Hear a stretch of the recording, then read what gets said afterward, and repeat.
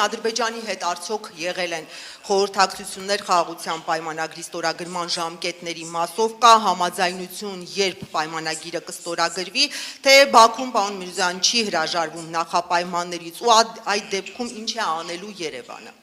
Շնորհակալություն, պարոն Արարչի, երկրորդ հարցը ձեզ եմ ուղղում։ Արդյոք Իրանը պատասխանել է Միացյալ Նահանգների նախագահի փոխանցած նամակին, եթե այո, մասնավորապես ինչ, կխնդրեմ բացահայտեք։ Իրանը պատրաստ է Միացյալ Նահանգների հետ միջուկային համաձայնագրի շուրջ բանակցություններ սկսել։ Շնորհակալ եմ։ Շատ լավ։ Երևանը, պաշտոնական Երևանը հետևել եք իրադարձություններին անմիջապես այն հայտարարությունից հետո, որ խաղաղության համաձայնագրի տեքստը համաձայնեցված է, առաջարկել է սկսել խորհրդակցություններ, որոշելու համաձայնագրի ստորագրման տեղը, ժամը եւ մյուս մանրամասները։ Այս պահին մենք նույն պատրաստակամությունը պաշտոնական Բաքվից չենք լսել։ Իրավացիորեն նշեցիք, որ խաղաղության համաձայնագրի տեքստի համաձայնեցմանը զուգահեռ եւ դրանից հետո արդեն նորից Ադրբեջանը որոշակի այլ նախապայմաններ է տեսնում, պատկերացնում մինչև զուգահեռ կամ հետո խաղաղության համաձայնագրի ստորագրումից,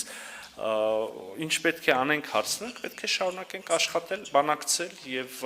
գտնել փոխադարձ ընդունելի լուծումներ,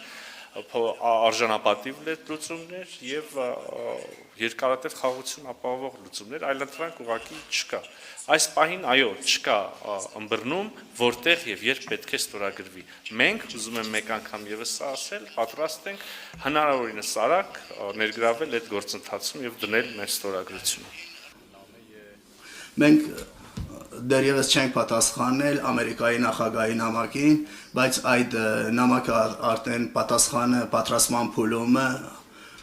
եւ համապատասխան ձևով դա կներկայացվի։ Ամերիկայի հետ մեր բանակցությունը միանգամայն հստակ է, մեր դիրքորոշումը այդ մասին։ Մենք մաքսիմում ճնշումների ներկո եւ ռազմական սպառնալիքների ֆոնին եւ տնտեսական բաժամիջոցների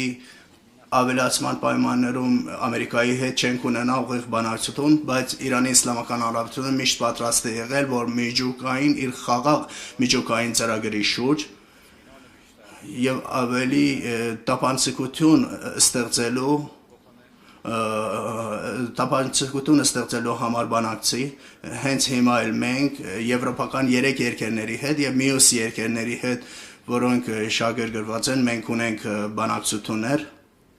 եւ ընդհանուր մեր միջուկային ծրագրի վերաբերյալ մենք երբեք չենք լքել բանակցային սեղանը եւ չենք լքի։